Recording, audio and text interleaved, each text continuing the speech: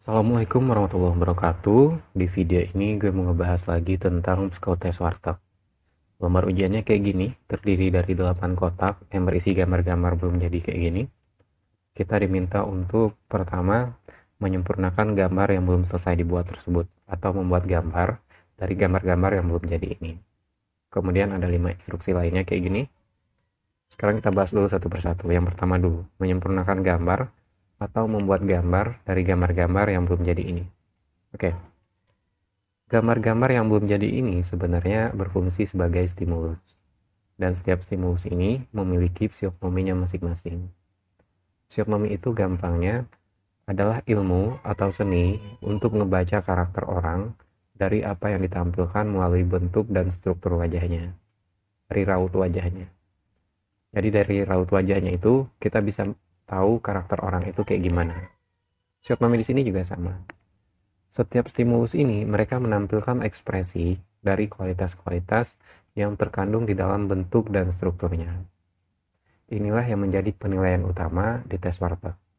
Bagaimana kepekaan kita untuk merasakan, mempersepsi, dan mengadopsi hal-hal yang ditampilkan oleh stimulus-stimulus ini ke dalam gambar yang mau kita bikin. Jangan sampai kita membuat gambar yang nggak mirip sama sekali dengan stimulusnya. Misalkan, di kotak 4, di sini ada gambar kotak hitam, posisinya agak ke pinggir bukan di tengah, ya kan? Sekarang kita lihat satu persatu dulu. Kita lihat dari posisi gambar dulu pertama. Posisi kotak hitam di dalam kotak. Posisinya agak ke pinggir bukan di tengah. Artinya, kotak hitam ini harusnya tidak menjadi pusat dari gambar kita. Karena posisinya tidak di tengah. Kotak hitam ini harusnya hanya menjadi bagian-bagian dari gambar yang kita bikin. Beda dengan kotak satu. Di kotak satu ini, titik ini ada di tengah-tengah kotak. Jadi harusnya titik ini menjadi bagian penting dari gambar yang kita buat. Menjadi bagian sentral. Mau bikin gambar apa aja. Mau bikin gambar bunga, titik ini menjadi titik tengahnya. Mau bikin gambar mata angin, titik ini menjadi titik tengahnya. Titik pusatnya. Gambar apapun, pokoknya titik ini harusnya menjadi titik sentral dari gambar yang mau kita buat. Jangan sampai kita membuat titik ini hanya menjadi bagian pelengkap dari gambar yang kita buat. Misalkan, kita mau bikin beberapa gambar bunga, bunga 1, bunga 2, bunga 3, dan seterusnya. Atau bintang 1, bintang 2, bintang 3, dan seterusnya. Atau mau bikin gambar batu domino, misalkan. Ini angkanya, 1, 2, 3, misalkan kayak gitu. Kalau udah kayak gini, berarti titik ini tidak lagi menjadi pusat dari gambar. Ya kan? Titik ini hanya menjadi bagian pelengkap, hanya menjadi bagian-bagian dari gambar-gambar yang kita buat. Karena ada titik-titik lain. Titik ini satu, ini juga, ini juga sama, udah ada titik yang lain. Padahal harusnya titik ini tetap menjadi pusat dari gambar kita. Harapannya, teman-teman membuat gambar di kotak satu ini gambar tunggal aja. Kalau membuat gambar bunga, satu bunga aja. Atau gambar yang lain satu aja, gitu. Kalaupun membuat gambar dari beberapa gambar, misalkan ini kotaknya tadi, ini titiknya, kita membuat gambar papan panah, terus ada anak panah yang nancap, berarti udah ada 2 gambar kan, papan panah sama anak panah, tapi tetap aja titik tengahnya di sini, titik pusatnya ada di sini. Kalau gambar kayak gitu nggak apa-apa. Jadi kalau dilihat dari posisi gambar, kotak hitam ini tadi harusnya tidak menjadi pusat dari gambar yang kita buat. Itu yang pertama. Yang kedua, kita lihat dari bentuk gambarnya. Bentuknya kotak. Kotak hitam, ya kan? Kotak itu terbuat dari garis-garis lurus, ya kan? Nah, garis-garis lurus itu mengsugestikan sesuatu yang nggak hidup. Kenapa nggak hidup? Karena ya, garis lurus itu kaku. Nggak fleksibel, nggak hidup. Garis-garis yang hidup itu garis-garis yang bisa, yang ada lengkungannya, yang bergelombang kayak gini, itu garis yang hidup. Kalau garis-garis lurus, itu garis mati. Jadi, kalau kita lihat dari garisnya, di kotak 4 ini, harusnya kita menggambar objek mati. Pokoknya di semua kotak yang gambarnya terbuat dari garis-garis lurus, itu harusnya kita menggambar objek mati di sana. Termasuk di kotak 3, kotak 5 dan kotak 6, kotak 4 juga. Gitu. Kemudian kita lihat lagi, ini kotak hitam. Hitamnya itu penuh, nggak ada bolong-bolongnya kan. Nah, itu menunjukkan sesuatu yang padu, penuh. Penuh, padu, padat, berat. Kelihatan kayak gitu kan. Nah, satu lagi, kotak hitam ini punya karakter pasif. Nggak bergerak. Kenapa pasif? Karena dia benar-benar sendiri. Nggak ada hubungannya dengan gambar yang lain. Kalau di kotak 3, 5, dan 6 sama-sama gambar objek P, tapi ada temannya, garis-garis ini ada temannya. Di kotak 3 ini kan kita akan mencari hubungan antar garis ini. Kotak 5 juga, kotak 6 juga. Kotak 4 ini dia benar-benar sendiri, jadi dia pasif gitu. Pasif, nggak bergerak. Terus berat juga. Jadi di kotak keempat ini harapannya kita bisa mengadopsi karakter-karakter ini ke dalam gambar yang akan kita buat. Gambar-gambar yang sebenarnya memiliki karakter-karakter ini tuh kayak gambar-gambar konstruksi, kayak gambar-gambar gedung, gambar rumah, gambar-gambar bangunan lah kayak gitu, yang berat, yang padat, yang pasif, semati, gitu. Oke, itu fisiognomi. Fisiognomi ini juga akan menjadi dasar penting bagi HR nanti untuk melihat kepribadian kita itu kayak gimana. Pertama akan dilihat dari kemiripan gambar dengan stimulus. Ada nggak karakter-karakter ini diadopsi ke dalam gambar yang dibuat? Kalau nggak ada, ya berarti kita nggak peka sama stimulus. Apa gunanya stimulus? Kalau kayak gitu, ya kan? Stimulus ini adalah standar objektif bagi semua peserta. Jadi, peserta itu dibatasin buat gambar. Itu standarnya. Nggak gambar seenaknya, nggak gambar bebas, mau gambar abstrak, mau gambar apa, nggak bisa seenaknya gitu. Ada standarnya, itu standar objektif. Jadi akan dilihat pertama kemiripan antara gambar dengan stimulus. Kemudian fisiognomi ini juga akan dipakai untuk melihat gambar kita, apa yang kita tampilkan, apa yang kita sampaikan ke HR dengan menggambar gambar itu. Kenapa kita memilih gambar itu? Dari gambar itu kan juga menampilkan ekspresi, menampilkan karakter-karakter. Itu yang akan dilihat, kepribadian kita kayak gimana. Dua ini nanti akan digabungkan antara gambar-gambar, antara karakter-karakter yang kita adopsi dengan ke gambar kita. Lihat dari kemiripan gambar, kemudian gambar-gambar yang kita pilih, gambar-gambar yang kita buat, gambar-gambar yang dihasilkan. Itu fisiognomi yang pertama. Kemudian yang kedua, jenis kelamin. Ini juga penting. Karena itu di tes ini tuh pasti ada keterangan jenis kelamin. Antara laki-laki dan perempuan itu berbeda kecenderungannya. Laki-laki perempuan itu lebih emosional, lebih detail, lebih hangat, lebih hidup dibanding laki-laki. Kalau laki-laki itu lebih logik, lebih ke logiknya. Jadi bagi teman-teman yang laki-laki, jangan menggambar sesuatu yang identik dengan perempuan. Jangan menggambar bunga, jangan menggambar makeup, jangan menggambar pokoknya barang-barang yang identik dengan perempuan. Atau juga jangan menggambar sesuatu yang terlalu banyak gayanya, terlalu banyak ornamen, terlalu banyak hiasan. Karena kalau laki-laki menggambar kayak gitu akan dilihat lebay. Kalau perempuan menggambar kayak gitu nggak apa-apa. Artinya gambarnya lebih hidup, lebih hangat, ya kan? Gitu. Sebaliknya bagi teman-teman yang perempuan, membuat gambar apa aja nggak apa-apa, nggak masalah. Tapi yang paling penting bagi teman-teman yang perempuan harus membuat gambar yang lebih berasa ada emosinya, harus lebih detail dibanding laki-laki. Misalkan di kotak 8 ini kita mau buat gambar jamur. Terus di sini kita tulis aja jamur di keterangan, gambar jamur. Bagi teman-teman yang laki-laki, kalau gambar kayak gini masih bisa dimaklumin. Kalau yang perempuan kayak gini nggak bisa dimaklumin. Kalau perempuan membuat gambar kayak gini berarti dia nggak peka. Perempuan itu harus lebih detail, lebih hangat. Gitu, lebih ada emosi di sana. Misalkan di sini tuh masukin kayak Ada misalkan kayak bintik-bintik, misalkan. Terus ada teksturnya, misalkan ada tekstur garis-garis, atau namain rumput di sini. Pokoknya gambarnya itu lebih hidup. Nggak gambar yang apa adanya gitu. Kalau apa adanya itu kelihatan kayak dingin, cool gitu kan. Kalau perempuan jangan sampai membuat gambar-gambar yang kayak gitu. Usahakan membuat gambar itu lebih hidup. Termasuk juga untuk gambar-gambar objek mati. Kayak di sini tadi, kalau teman-teman mau gambar gedung misalkan, tetap aja gedungnya itu lebih detail. Jangan menggambar apa adanya aja kayak gini. Misalkan ini kotak-kotak aja. Jadi lebih detail kalau yang perempuan. Entah itu dibuat bangunannya 3D atau gimana lah, pokoknya lebih detail. Itu jenis kelamin. Kemudian yang dua ini untuk melihat kepribadian orang secara umum.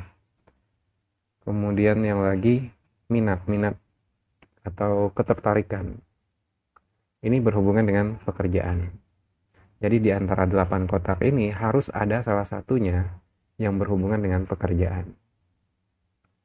Jangan sampai kita ngikutin tes ini untuk melamar kerja, tapi gambar kita didominasi oleh barang-barang yang ada di dapur. Kalau satu gambar, misalkan satu gambar sendal, satu gambar cangkir, nggak apa-apa. Jangan sampai dua, misalkan gitu. Jangan didominasi oleh hal-hal yang nggak berkaitan dengan pekerjaan. Gambar-gambar yang berhubungan dengan pekerjaan pun juga nggak boleh terlalu banyak. Maksimal, paling banyak cuma ada dua di dua kotak aja. Nggak boleh terlalu banyak. Karena kita juga mesti seimbang, kita mesti tertarik dengan hal lain yang ada di lingkungan kita. Nggak melulu soal pekerjaan gitu. Jadi harus ada gambar-gambar di antara 8 kotak ini, satu atau dua gambar yang berhubungan dengan pekerjaan. Itu akan memperlihatkan ketertarikan kita ke pekerjaan itu. Itu masuk ke physiognomy juga tadi. Dari gambar-gambar yang kita buat itu akan kelihatan apa yang kita sampaikan dari gambar-gambar itu. Karakter apa yang dilihat, karakter apa yang disampaikan di sana. Kayak gitu. Kemudian setelah ini nggak akan ngejelasin interpretasi dari satu persatu stimulus, masing-masing stimulus ini. Di sini tadi gue bikin gambar kayak gini. Oke, sekarang kita bahas secara umum dulu. Secara umum tadi udah gue singgung juga ya. Pokoknya di gambar-gambar 3, 4, 5, 6 karena sama-sama terbuat dari garis-garis lurus, kita gambar objek mati. Digambar di kotak 3, 4, 5, dan 6. Ini secara umum. Kemudian objek hidup digambar 1, 2, 7, dan 8. Karena terbuat dari garis-garis yang hidup. Yang melengkungnya nggak terlalu kaku gitu. 1, 2, 7, dan 8. Nah, di antara gambar-gambar yang sama-sama mati ini, antara 3 dan 4 itu juga berbeda. Ada hal-hal uniknya. Gitu. Itu hal-hal khususnya. Sekarang kita bahas dulu satu persatu. Di kotak 1, ini udah banyak kita singgung tadi. Yang jelas di kotak 1 ini pertama gambarnya itu harus objek hidup. Objek hidup itu bukan hanya makhluk hidup ya, tapi juga objek yang bergerak, yang bergetar, yang bergoyang, termasuk juga objek mati tapi yang banyak hiasannya, yang banyak ornamen, yang membuat gambar itu lebih hidup gitu. Itu juga termasuk objek hidup, yang banyak gaya. Itu objek hidup. Kemudian gambar titik ini menjadi titik pusat, menjadi bagian penting dari gambar. Yang jelas gambar di kotak 1 ini lebih berhubungan dengan proses adaptasi. Bagaimana kita membuat gambar, mengembangkan gambar dari titik ini. Dari titik ini di dalam kotak. Jadi harapannya teman-teman, buatlah gambar itu yang seimbang. Jangan terlalu berat ke atas, jangan terlalu berat ke samping kanan, jangan terlalu berat ke samping kiri, jangan terlalu berat ke bawah. Yang seimbang aja, karena lingkaran itu kan bentuknya kayak gini, seimbang kan, kiri kanan ke atas bawah seimbang gitu, sama berat gitu. Itu yang pertama di kotak 1. Kotak kedua ini juga masih objek hidup, kemudian karena garisnya bergelombang, berarti di kotak ini kita menggambar sesuatu yang lebih hidup lagi dibanding kotak 1. Kalau kotak satu ini kan cuma melengkung aja kayak gini kan. Kalau ini bergelombang. Jadi kotak dua ini harusnya kita membuat gambar yang lebih hidup lagi. Harapannya teman-teman membuat gambar makhluk hidup. Tapi gambar objek objek yang bukan makhluk hidup juga nggak apa-apa. Yang jelas di kotak kedua ini lebih berhubungan dengan kebebasan. Kalau kita lihat dari garisnya itu ini lebih berhubungan dengan kebebasan, kebebasan untuk berekspresi, kebebasan emosional yang kayak gitu-gitu. Lebih bebas aja. Lebih kalau untuk yang perempuan, teman-teman perempuan menggambar awan misalkan, ini juga bagus. Menggambar langit, menggambar laut itu juga bagus di kotak kedua ini. Yang jelas gini ya, di antara 4 kotak objek hidup ini harus ada salah satu gambar makhluk hidup di mana aja. Tapi harapannya ada di kotak 2 ini atau di kotak, ya pokoknya di kotak 2 itu harapannya. Boleh di kotak mana aja. Di gambar yang gue bikin di sini gue menggambar style gaya rambut belah pinggir gitu ya, bebas kan, bebas berekspresi gitu. Di sini gue menjelaskan tentang menyampaikan sesuatu tentang style. Kalau tentang menyampaikan kayak awan, itu berarti menyampaikan kalau kita itu tertarik dengan hal-hal yang sifatnya alami kayak gitu. Sementara di kotak satu di sini gue menggambar kincir angin kertas. Ini tanda angin, tanda kalau kincir angin ini berputar, tanda kincir angin ini hidup gitu. Ini berarti kan seimbang kan, kiri kanan atas bawah kayak gitu, nggak apa-apa. Itu yang kedua. Kemudian kotak ketiga di sini karena terbuat dari garis lurus, berarti kita menggambar objek mati. Objek mati sama dengan kotak keempat. Bedanya tadi udah kita singgung. Kotak ketiga ini kita mencari hubungan antar gambar, ya kan? Hal yang paling jelas kita lihat di sini, yang paling umum yang nggak boleh kita tinggalin adalah garis-garis ini kelihatan menaik, berkembang, maju, ya kan? Ini naik, maju, berkembang. Jangan kita membuat gambar, ya usahain kita membuat gambar yang memiliki karakter itu. Mau kita buat gambar podium di sini juga nggak apa-apa, podium juara misalkan. Mau kita buat gambar kayak gini juga nggak apa-apa. Misalkan kayak gini tuh, nanti gue tulis aja di sini. Di sini itu target penjualan misalkan, target nilai, target pokoknya di kotak ketiga ini kalau kita lihat dari bentuk ini kan tentang kemajuan, tentang perkembangan, motivasi. Jadi di sini itu lebih ke motivasi, semangat, energi untuk berkompetisi. Jadi kita harusnya membuat gambar-gambar yang memiliki karakter itu di sini. Kalau bisa yang berhubungan dengan pekerjaan. Kalau membuat gambar pagar, misalkan gambar pagar, ini gambar pagar naik, terus pagarnya turun lagi kayak gini, nggak apa-apa. Tapi kalau kayak gini karakter naiknya itu tadi nggak dapatkan. Tapi itu masih lebih bisa diterima dibanding kalau kita membuat gambar ini menghilangkan karakter intinya. Karakter inti itu gini. Di sini kan tadi 3 garis kan. Terus kita bikin aja kayak gini.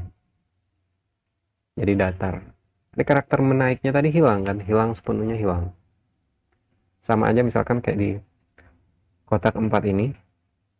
Udah kita bikin atap aja kayak gini gitu. Atap rumah. Hitam aja ini semuanya. Berarti karakter kotaknya tadi hilang. Apa gunanya stimulus?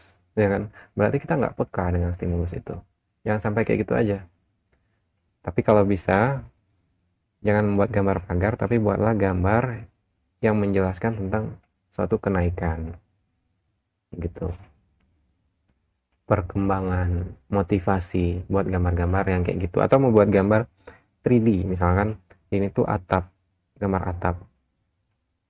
Ini bagian paling dekat, ini gambar bagian paling jauh. Jadi seolah-olah bagian paling jauh ini kelihatan kayak menurun. Itu nggak apa-apa. Gambar 3D itu juga bagus. Kemudian kotak keempat tadi udah banyak kita singgung, udah banyak dibahas, jadi nggak bebas lagi. Kemudian di kotak kelima, di sini sama-sama objek mati. Pertama, objek mati. Yang paling jelas di sini dua garis ini, dia garis satu ini merintangi garis yang lebih panjang. Di sini menjelaskan ada sesuatu rintangan, ada dinamika, ada konflik, ya kan? Jadi kita mesti membuat gambar menyatukan dua hal ini. Jangan kita membuat gambar yang justru memisahkan dua garis ini.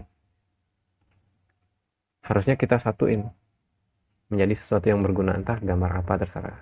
Kalau di sini gue bikin gambar kuas cat, bikin gambar suntik juga nggak apa-apa, bikin gambar pedang juga nggak apa-apa, kayak gitu.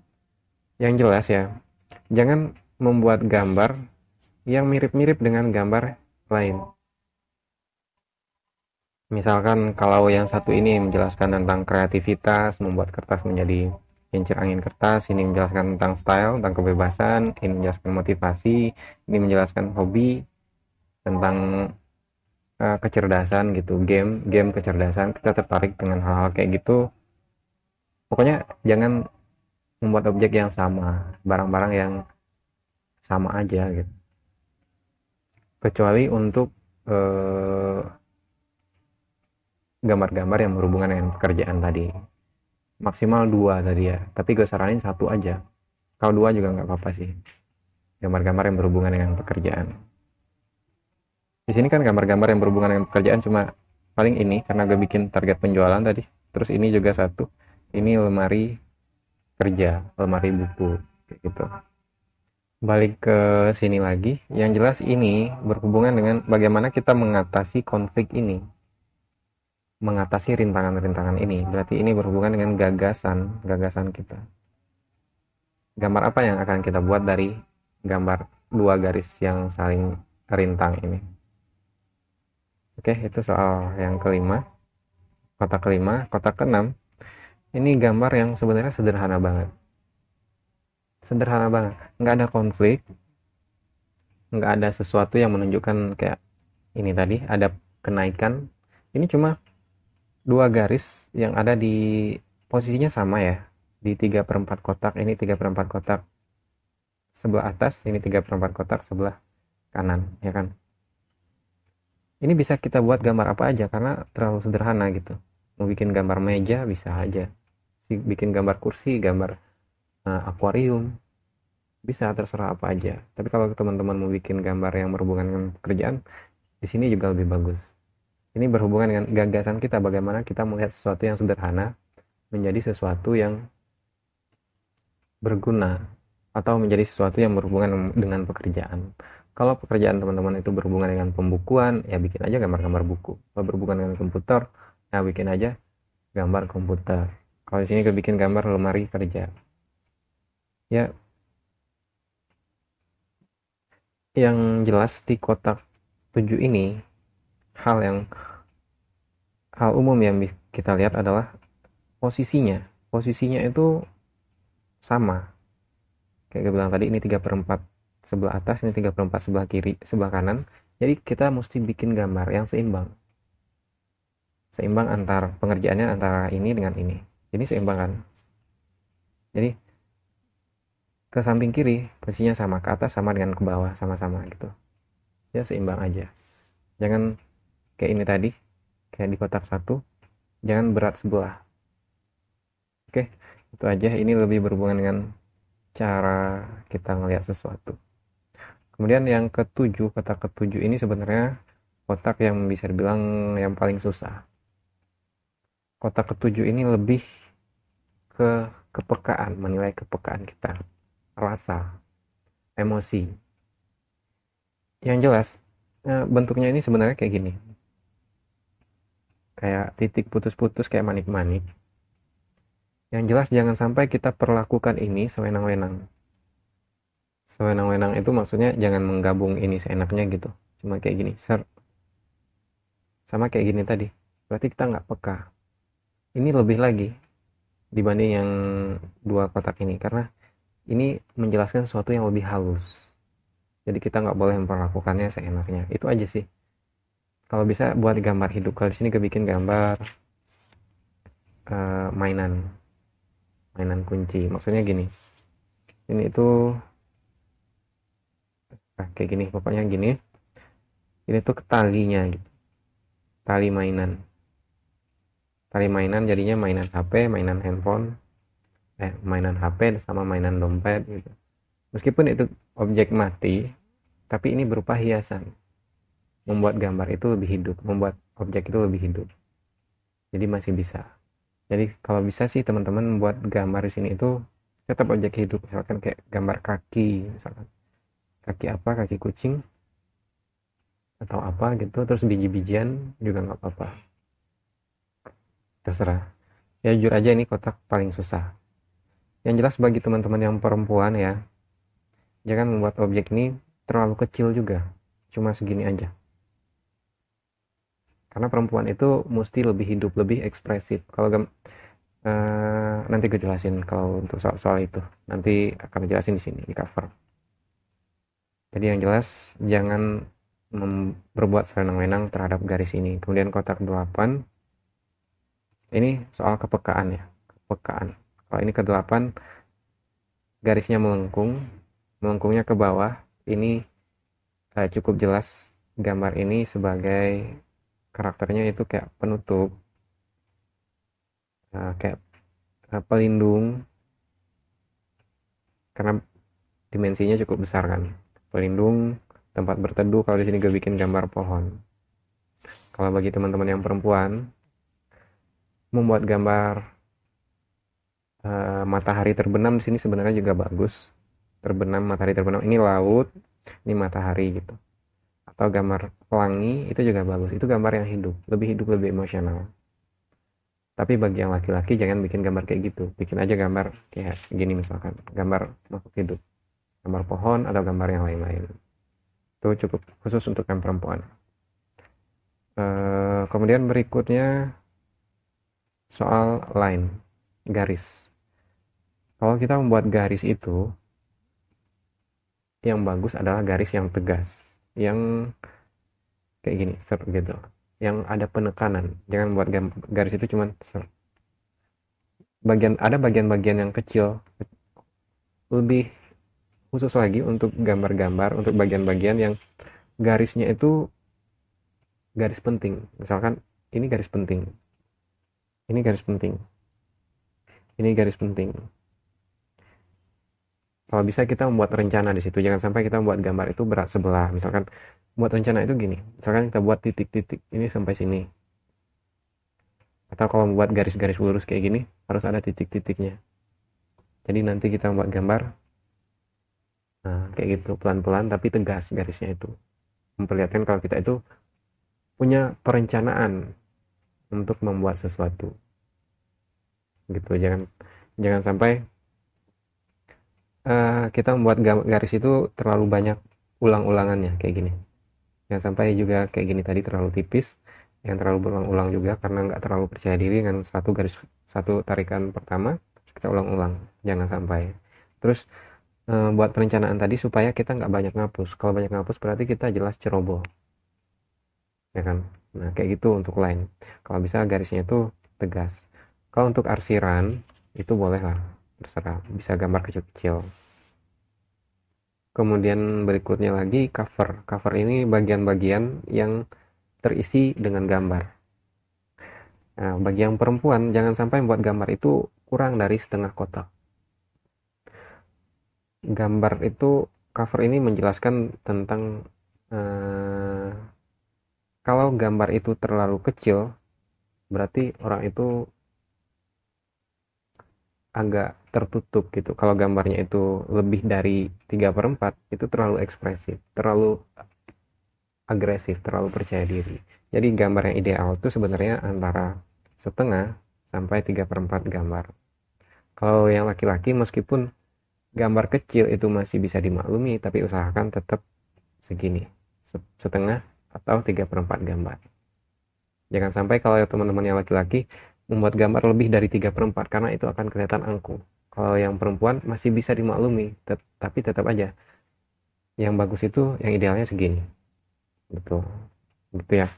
Kemudian yang pertama tadi kayak gitulah penjelasannya. Kemudian yang kedua tulis nomor urut. di bagian atas kotak, di luar kotak putih sesuai dengan urutan gambar yang Anda selesaikan terlebih dahulu. Oke. Yang pertama, yang jelas gambar-gambar yang kita pilih untuk nomor-nomor awal, nomor 1 itu jelas gambar-gambar yang berhubungan dengan pekerjaan. Gambar manapun yang berhubungan dengan pekerjaan itu tulis aja gambar nomor 1. Itu akan menjelaskan kalau kita lebih tertarik ke hal itu. Misalkan di sini itu gambar nomor 1. Terus gambar nomor 2. Terus gambar 3, 4, 5, 6 misalkan. Pokoknya gambar mati, terus hidup, mati, hidup lagi. Itu kalau untuk pekerjaan-pekerjaan yang nggak terlalu monoton. Kalau bagi teman-teman yang perempuan, kalau teman-teman yang laki-laki pasti membuat kasih nomor di gambar-gambar objek mati dulu, karena itu gambar-gambar objek mati ini menjelaskan tentang maskulinitas, gambar-gambar yang maskulin. Jadi yang pertama pilih gambar yang berhubungan dengan pekerjaan, dan yang laki-laki setelah itu pilih gambar yang gambar objek mati. Gambar 1, 2 itu masih objek mati dua-duanya pertama. Setelah itu barulah kalau pekerjaan itu nggak terlalu monoton, kasih nomor di sini. Nah, di kotak yang hidup misalkan 1, 2, 3, 4, 5, 6, 7, 8. Kalau bagi yang perempuan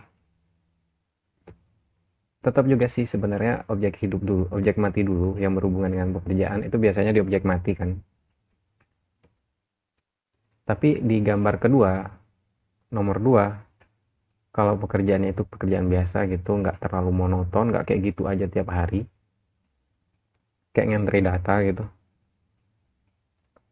Gambar satunya gambar objek mati yang berhubungan dengan pekerjaan, gambar keduanya objek hidup. Jadi selang-seling aja, mati hidup gitu.